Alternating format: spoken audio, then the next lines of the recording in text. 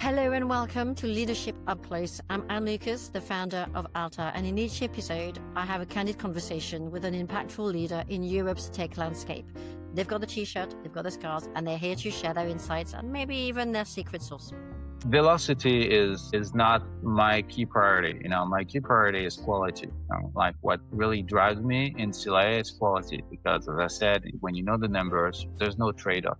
I got trust from the equity firm, and that's something that I will never forget. The ability to transform with resources, with financial support, it's really key. I think we've done 8 acquisitions within, almost 12 months. That's like 1 acquisition a month. That's like crazy cycle. So it was really, really tough. We processed more than 8 million payslip every month, 5,000 partners who act and work for 900,000 enterprise. So imagine what we have in our databases. With the level of production that we have, we receive more than 1,000 support requests every day.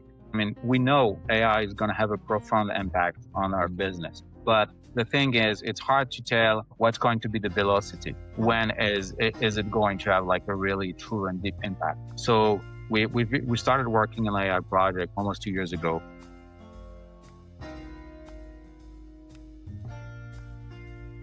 Today, I'm joined by Marc Heurteau, CTO of Silae, one of France's fastest growing B2B SaaS companies. When it comes to technology leaders, Marc is perhaps one of France's best kept secrets. Or at least that's what I felt when I first met Marc 5 years ago. I hope you don't mind me saying that, Marc. Marc has more than 25 years experience in tech between France and the US. He co-founded Oxatis, a European e-commerce business that went public in 2018. Is that right, Marc? Am I right? Yeah, that's right.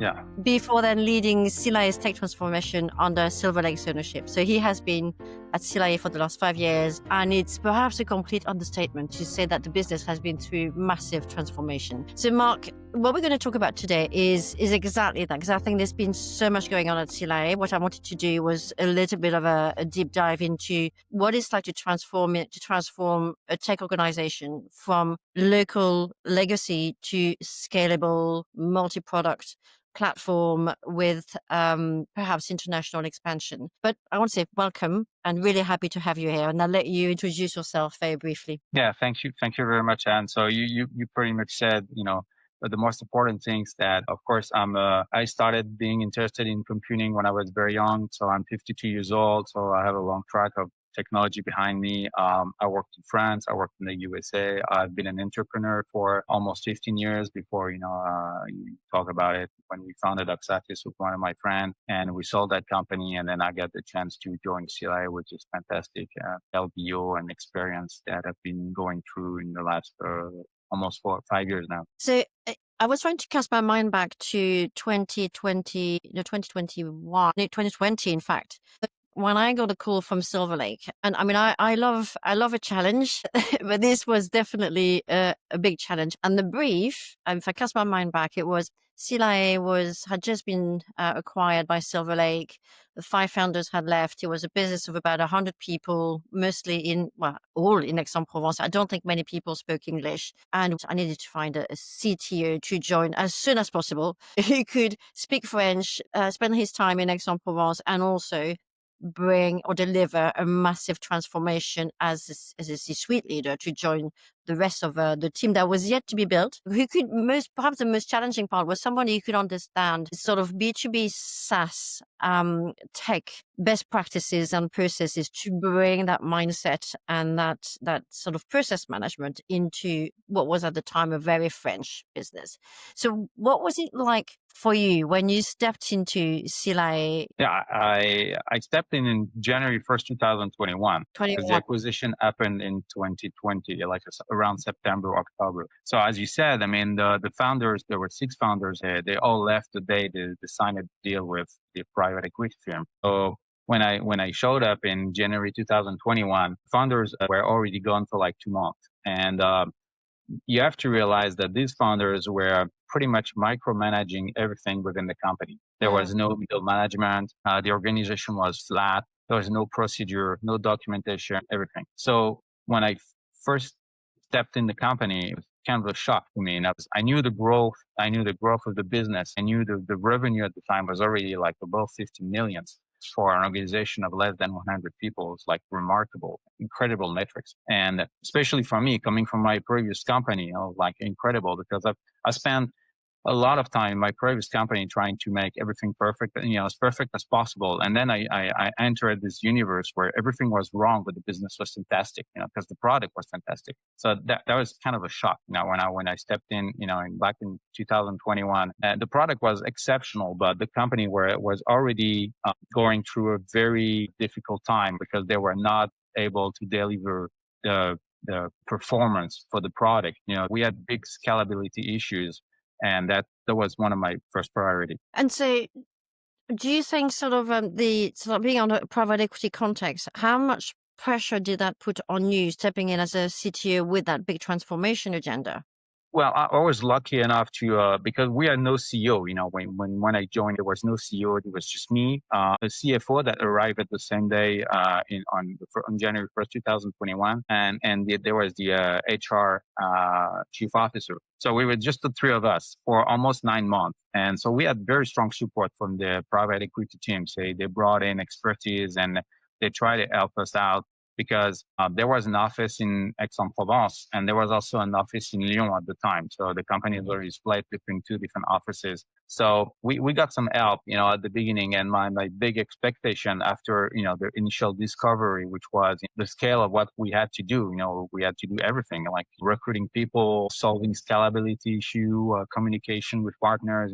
Everything was wrong. So we had to realign so much that my first concern was I wanted to make sure that the private equity firm, it's notoriously known that it's Silver Lake. I wanted to make sure that Silver Lake would give us the necessary investment and would commit to the necessary investment for us to be able to transform this company as quick as possible. And so that's a really good point. So I can see where you started in terms of the technology transformation. So you lift the bonnet, you can see what needs to be done in the absence also, I imagine, of a sort of a product culture within the business. But what were the things that that was super helpful, to drive the initial success of, okay, we've put the foundation now of the technology transformation? When we stepped in and when I stepped in at engineering, the engineering team was very small. There were 6 developers, 3 DevOps, and that's it. Because the ex-CTO was pretty much still managing a lot of the activities within the company. My biggest concern in the beginning was to gain some knowledge, because the knowledge was gone pretty much. And Silver Lake realized that. We were working with some lead tech, lead engineering from Silver Lake. They were remote working with us, and most of their work in the first 2 months was, except managing urgent topics, was to regain the knowledge about everything regarding the infrastructure, the architecture, the software foundation, etc., etc. There were good people on the product side, but on the engineering side, there was pretty much, everything was to be done. And so how did you structure and scale your team to match the complexity of the new platform? Yeah, so it's a good question. I quickly realized that the complexity of the product part, like being able to follow, a payroll evolution.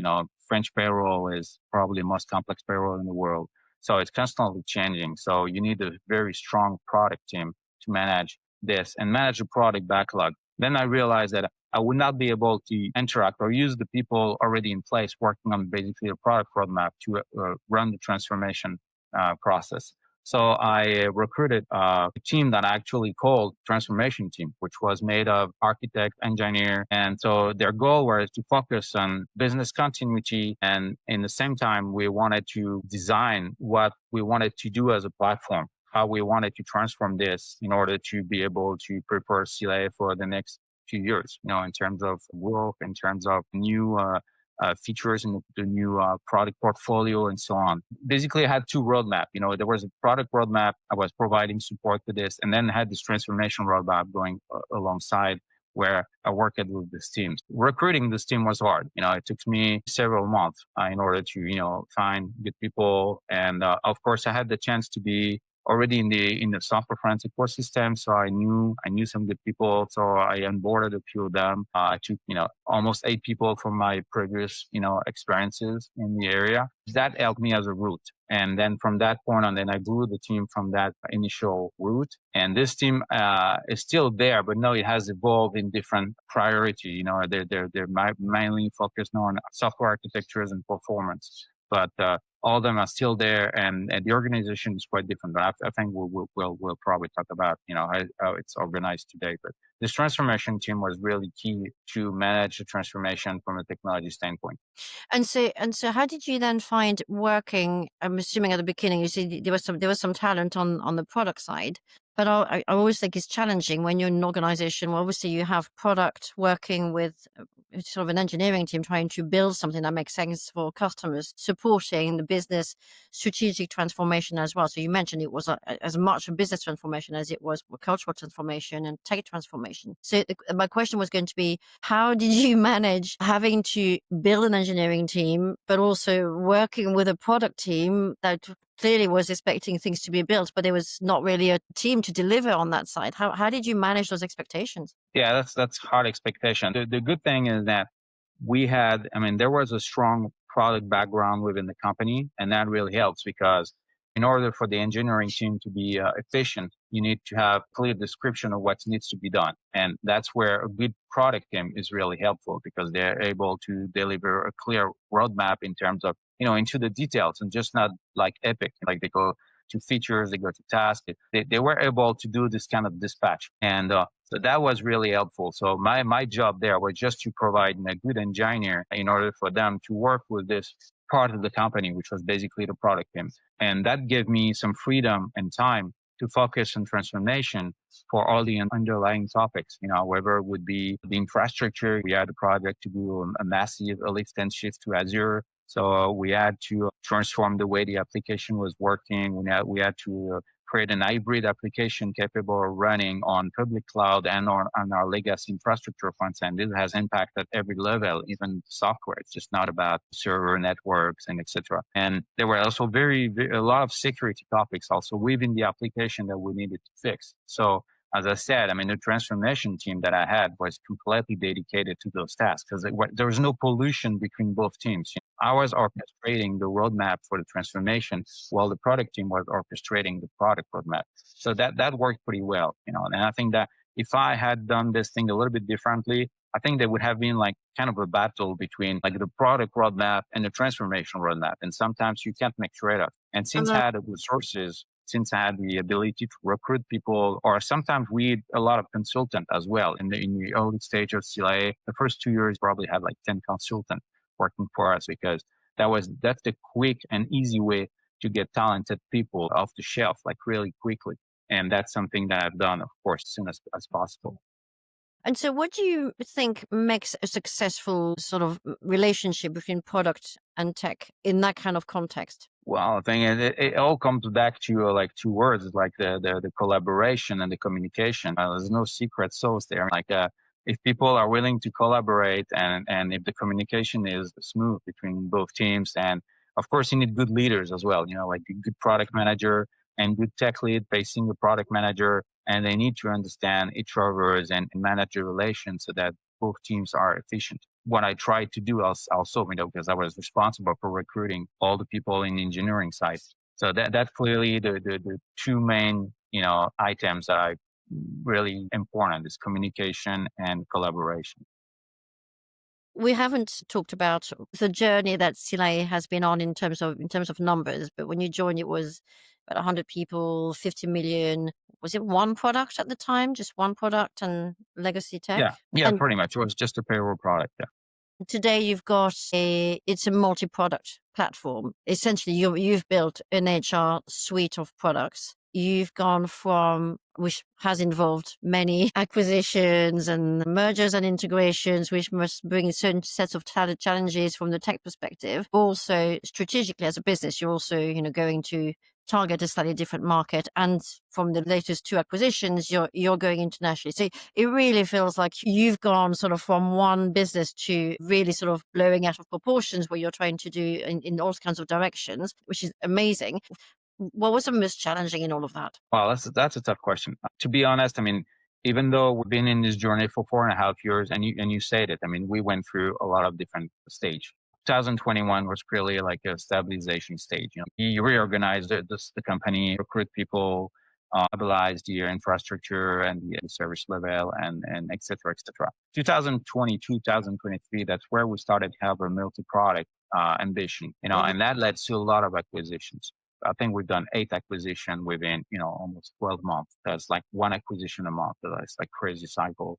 And this was a really tough period, because the company went from like 200 people to like almost 500 people in a year or so. And of course, we had teams spread all over the country in different cities, using different technologies. At some point, I was joking with my teams and say, well, I think we have pretty much every language that exists today in computing. Like we had PHP, .NET, Java, Elixir, you name it, Node.js, whatever.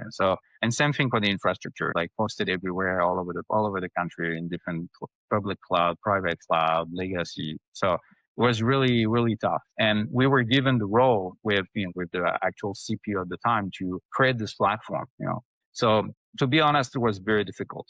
But in the end, we were able to sync a lot of this product. We were able to centralize database, unified access management. We use technology like service bus, API, and so on. So it was hell of a work, but we managed to create the foundation of an HR platform. Mhm. And that led us to the creation of what is known now as my CLA, which is like Yeah. our 360-degree HR platform. And so, HR payroll has to be one of the most complex and regulated in terms of the French market. Does that make your job more difficult to have to stay on top of the regulated environment? That makes the life of the CPO harder than my life, because the product side of the company is responsible for managing this complexity. When it comes to us, it's already prepared. Now we're more in an execution model.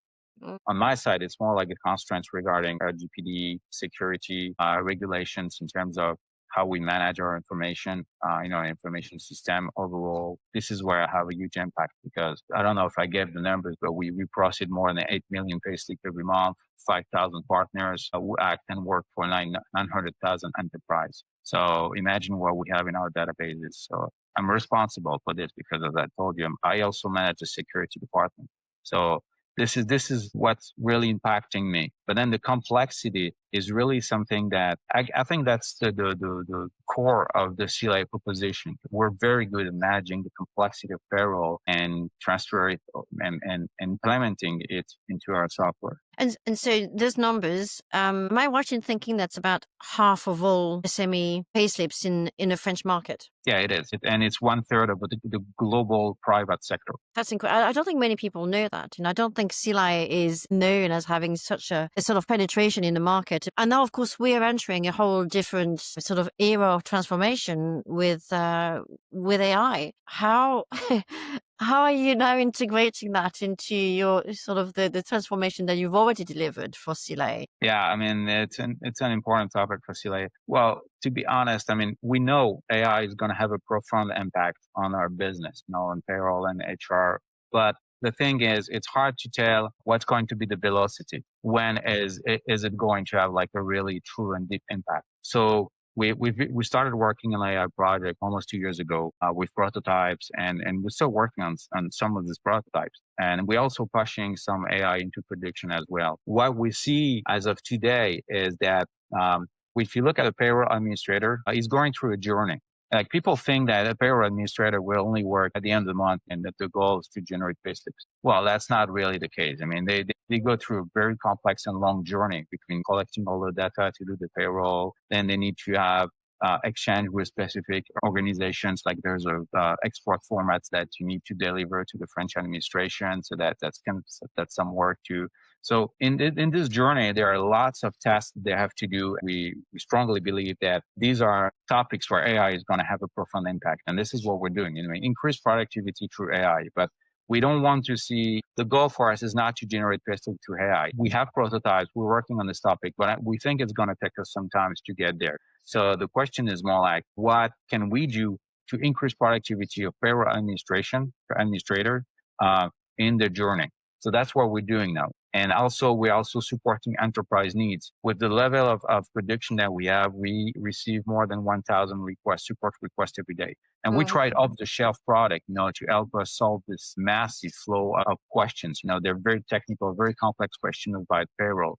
And none of the product we tried, I don't want to, name editor, like this. we tried several of them, and none of them were able to help us solve this issue. So we also created a specific model to help us solve this issue. Now we have like 25% of our inbound support, which is responded automatically with our own AI models Mm. called ELISA, which is an acronym of Silae.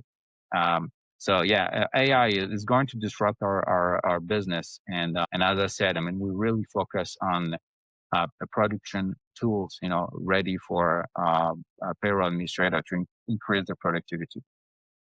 And so how do you prepare your teams for that? And have you set up a kind of a separate unit for innovation around AI, or have you integrated all of that throughout your tech organization? Yeah, when in June we got a new charismatic CEO this year, and basically we were already doing some AI stuff. But he told us, this is so important for CLA that we need to make a special division for this. So no, we have a dedicated department for AI within the company. I'm not leading this department. It's somebody else. I'm supporting this AI department, especially when it comes to accessing data production. We have a massive set of data in our production environment, and we need to deliver access to this data for this AI team. So I support this with all my engineer. Okay. And so when you look back the last nearly 5 years now, what's the most surprising thing that you think you've learned as a CTO? That's a hard question. I work in a technical environment.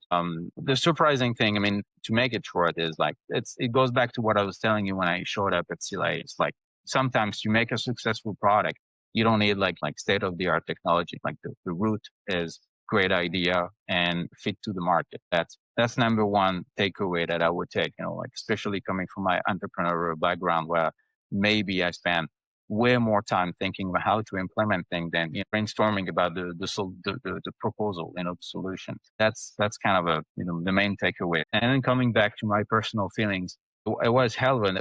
I mean, it's still hell of an adventure. I see it as a real true entrepreneurial adventure, because I was given so much freedom in my operations. I got trust from the equity firm, and that's something that I will never forget. The ability to transform with resources, with financial support, it's really key if you want to go to this kind of the scale of this transformation. Hmm. And I have to say, I've heard nothing but glowing reports about what you've delivered for Silae, and it is 5 years. So it's a big chapter for you, but also for the organization. I can't help but think, Mark, that you must have a little bit of a secret sauce, because there's so much that could have gone wrong. What is your secret to make that work? As maybe it's you as a person, maybe it's your leadership style, maybe you're just incredibly laid back or collaborative, or you manage the politics very well. I don't know, but what's the secret sauce that's made it a success for you over the last 5 years throughout this enormous transformation you've delivered? I don't know. Maybe you should ask my team. Seriously, I think I trust people. I think it's very important to trust people, because if you trust them, they're going to trust you, and it's going to be a mutual respect. Hmm. Soft skills are very important to me. I still go and interview every new people we onboard in engineering. No matter if it's going to be for security, ops, because since I have a wide knowledge, I can manage interview for almost any kind of profile. But what's really interesting to me is the soft skill part of the people. In order to make an organization which is going to operate with a high level of tension, you need to make sure that these people are going to stay calm, be open-minded, and that's my secret sauce. Selecting people which are close to my value, Hmm. and I know that's something very important for me. Hmm. And that's maybe part of the secret sauce. Like And, just and don't just focus on the technical knowledge. yeah. That's not about it.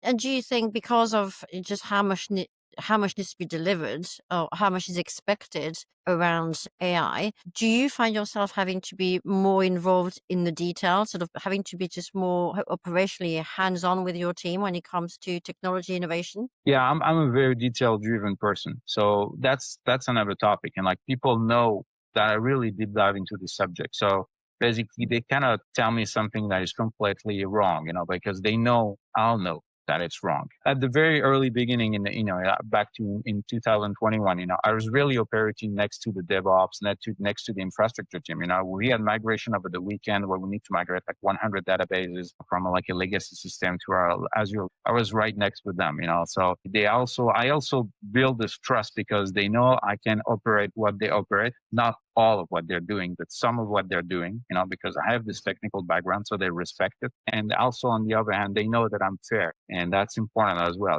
They know that I'm very respectful for what they're putting in terms of efforts. I try to celebrate as much as possible. I think every milestone is important. I like writing, and I think it's important sometimes to put things on an email or to celebrate or just to thank somebody in the organization because people really appreciate that. So I think this is a mix of all of that makes me, what I am today and why people enjoy working with me. And a secret sauce when it comes to interacting with private equity, owner of the business, the board dynamics, and you don't share anything you don't want to share. But is there a little secret that's made it successful from your perspective?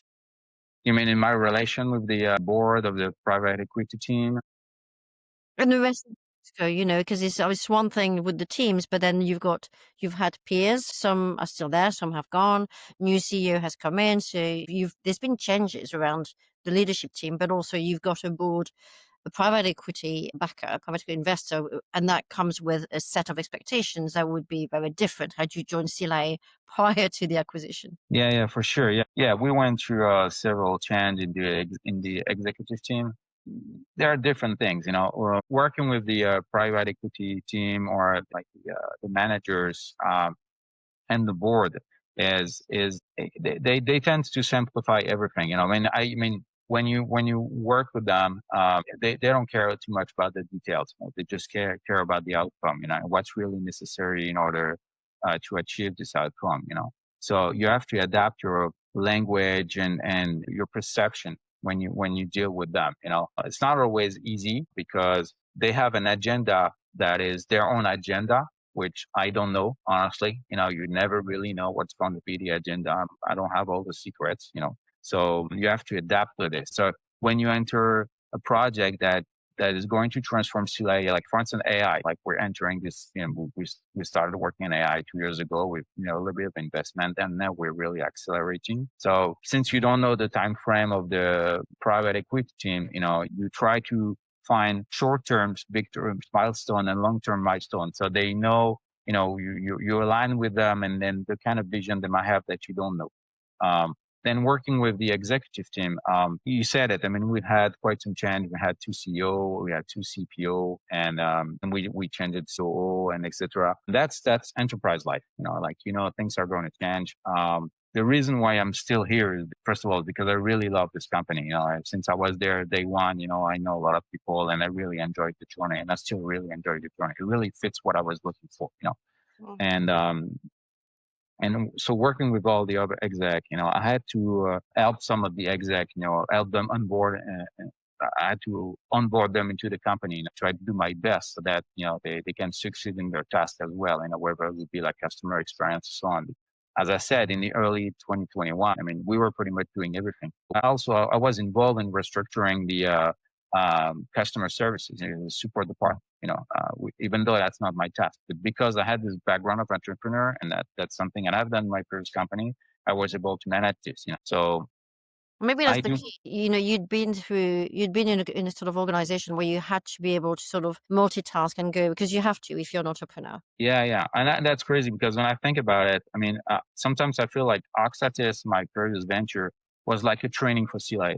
Like I had to experience so many topics. I mean, I didn't have the kind of resources that I have now with Silae. So resources is just a matter of going faster. It give us velocity. But yeah, you're right. I mean, with all the things I've done in my previous experience, they were all very useful in Silae's transformation. And how much did you have to push back, or how much you still have to push back? You're between your teams that have to deliver and possibly feel also maybe a little bit threatened by the sort of AI transformation and how it's going to change their own roles in technology. So you're in between the engineering organization, and then the rest of the exco and the board. How much do you find yourself having to push back on what the sort of the leadership and the board expect out of the technology function? I don't know. I maybe I don't see it this way. What do you mean by pushback? Well, sometimes just wanting things to be delivered within a certain time frame, but you're building a plane in full flight, and there's only so much that the team can deliver. So, I mean, I think the board is pretty tech savvy, being Silver Lake, and but even so, do you find you have to push back at all on the expectations that they have of your organization? Yeah, they have a lot of expectation and they always want everything to be, made like from yesterday, just like I guess, a lot of people. Silae is velocity is not my key priority. My key priority is quality. Like what really drives me in Silae is quality because as I said, when you know the numbers, there's no trade-off. In the kind of business we operate, there's no trade-off. Quality is always going to be the number one reason that it's going Mm, to lead everything else. So if I have to push back, uh, and that will be when I realize that there is a quality or security issue. But that's basically where I would go and say, no, we're not going to do that.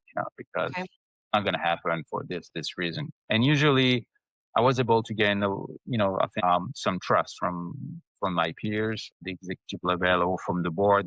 My voice is, they listen to my voice, not all the time, but most of the time they listen to what I have to say, especially when I have concern. So, Mark, how do you tend to lead through uncertainty or resistance to change? Yeah, uncertainty is part of our business, and the thing is, nothing was really smooth. But from high altitude, when you look at Silae, you think what a remarkable transformation, but it's been quite a crazy journey, and so we've had really some deep uncertainty at some time. And it maybe comes back to my personality, but usually I regroup with the teams and I try to put things into perspective. We're not open heart surgeon. We're gonna find solution. We have to focus on solutions, and that's something that that help us grow and that helps the team to get better. When as we move on and we know we're gonna have some other problems and issues. The topic also is related to managing change, change management. And there's a resistance, where we had to do so much transformation from a people standpoint to a process standpoint, or everything had to be transformed. So there's always resistance. And it's very important to go back to communication and change management. I think change management is really key, not only for your own organization, but as a software provider, we had also to manage a lot of change management for our customers.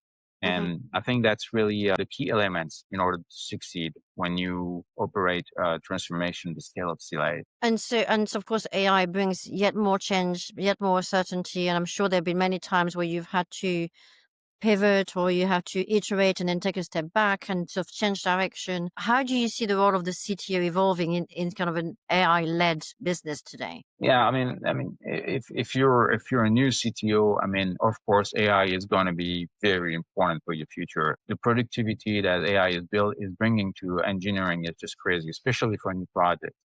When you join an LBO like the ones I was lucky to join with Silae, it's a little bit different because you have a lot of opportunity with AI. But the thing is, you still have to modernize something which is a complete monolith. And this AI can help you in this transformation, but that's not enough. I mean, you'll need to have very experienced people who also have under, good understanding of what's going to be the best architecture patterns, how you're going to go through this transformation. So AI is a tool, and a new CTO working on a new project. I mean, for today with agentic coding, vibe coding, and all these new forms of developments coming in uh, are very important. But again, it highly depends on the kind of mission you're going to do. If you just step up in a company like Silae, like me 4 years ago, you can have the best AI in the world. I mean, you also have to do your homework. And how do you see the role of the board in when it comes to transforming the business around and it's like AI for me is I don't know if you agree, but for me it's as much as business transformation as it is a tech transformation. How do you see the role of the board for you as a CTO driving that tech transformation? What's the role that you'd like them to play? Board. Yeah. specific governance for AI? Yeah, it's a hard topic. You're right. I mean, AI is just not about technology. It's about transforming organizations. It's going to transform the way we interact with pretty much any kind of software that on the market today. And the way the board sees AI is they pretty much fear it's going to be highly disruptive. So they want us to, stay ahead of the curve. Like we have to surf the wave. We have to be on that wave. Because the fear when you're a private equity firm and you invest so much in a transformation like Silae is what's going to be the impact on AI on this kind of product. They always fear that somebody is going to come around the corner and recreate Silae with AI in 5 minutes. But we have to again step back. Like not everything in Silae or not everything in our product can be done through AI today, unless you do like really massive investment and you spend a lot of time. So it's going to happen, but it's going to take several years in order to achieve this. Yeah, AI can bring panic. So you have to step back and look at the reality of what's our business today. Even if you generate a payslip through AI, I mean, it's only 20% of what's really an AI software, a payroll software is doing. So you're only doing less than 20% of what the overall business is. So you have to put things into perspective. So what can you tell us about what's next for Silae? What can you share? Well, yeah, Silae is gone through a very large transformation, from a payroll to an HR player, and now we're on the edge of. I mean, we're already becoming a fintech company as well, because we now have products touching health and benefits, expenses, advance on salary, and so on. So this is the next wave of transformation for Silae, and this is going to be done in parallel with implementing AI in our core products, HR and payroll. But we're actually evolving into like a 360 degrees platforms for HR and in very large HR ecosystem, not just HR, like usual HR management, but everything that is related to employee, everything and every needs that an employee has in his daily activity or a manager or a business owner are going to interact with Silae because with the scope and the reach of the market that we have, we know we have lots of opportunities bringing services to all these kinds of personas. So this is the real next step for Silae is to expand its business line in all these directions. In my opinion, it's trust. Trust is a foundation for everything. If people trust you, if they trust your judgment, they'll follow you everywhere. So the difficulty is build this trust. That's what I've been trying to do for the last 5 years. Okay. What advice would you give your younger self? Benefit of hindsight, it's a wonderful thing. What would you tell your younger self, Marc today, to Marc, I don't know, 25 years ago, or when you first came into a leadership position? Well, if I was to give an advice somebody 20 years ago, it would not be the same advice as of today. But that if that's a younger self that will show up like today in my office, I would tell him that, of course, AI is going to be, like your everyday environment, in the next 10, 15 years. I don't know. This is massive transformation. You have to master this topic. It's not like I'm touching AI because like I'm 52 and I went through all this change in my career, and it's just a new thing that has been showing up in the last 2 years. So AI is really something they have to focus on. But the other advice I would give is like try to broaden your experience. Especially when it comes to managing, especially when it comes to your overall knowledge around tech. If you want to be a good CTO, in my opinion, you need to understand all the environments, whether it's going to be production environment, infrastructure, ops, line, CI/CD. Security is very important because I'm a CTO that actually lead the security of Silae as well. That is extremely important because nowadays, data is at the heart of everything, and it's something that you need to deliver to your AI team. So broaden your experience in order to be not just like the extreme tech lead, like the best leader in the world. At first, in your early career, that's how you're going to step up from like developers to lead tech and so on. That by how you manage coding and so on. But then, what's going to bring you to the other ladders are going to be the different things that I describe it. Okay. And if there was a leadership rule that you would happily break, What rule would that be? Well, rules are there for good reasons. But Well, we were- in my but in my case, and especially at Silae, because that was my first experience as a CTO in an LDO context. I tend to hire a little bit more people than what's on budget. I know budgets are budgets. Yeah, you should respect budgets. But the thing is, when a few more people are going to make a difference in some project, then you might as well go for it, and then you'll fix it later with the CFO or whoever. Okay. So that's the only rule that I break. Okay. And I don't know if you're a music fan at all, but if leadership had a soundtrack, what song would be on yours? I would say that I would go with two different songs. The first one would probably be Eminem, "Lose Yourself," Okay. because it's a motivational song. Very strong lyrics. It's about seizing opportunities, overcoming difficulty, and doubt. So it's like a universal anthem of courage, focus, and self-belief. When I feel down, that's the kind of track that I would play in my headphone.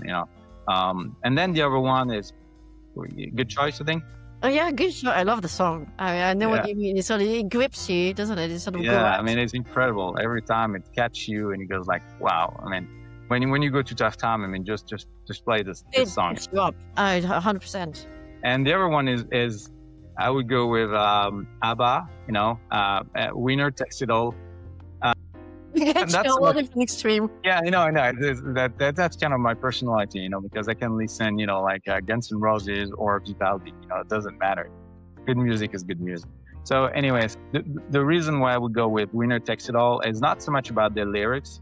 They're great lyrics, but it's more like about the title of the song. And it just becomes such a strong statement in our industry, like winner takes it all, and all that. That's so true. If you look at what's happening in tech, if you look at OpenAI today, if you look at Google's Alphabet and all these guys in the last, 10, 15 years, it's completely crazy. So the competition is very intense, and it goes back to Eminem.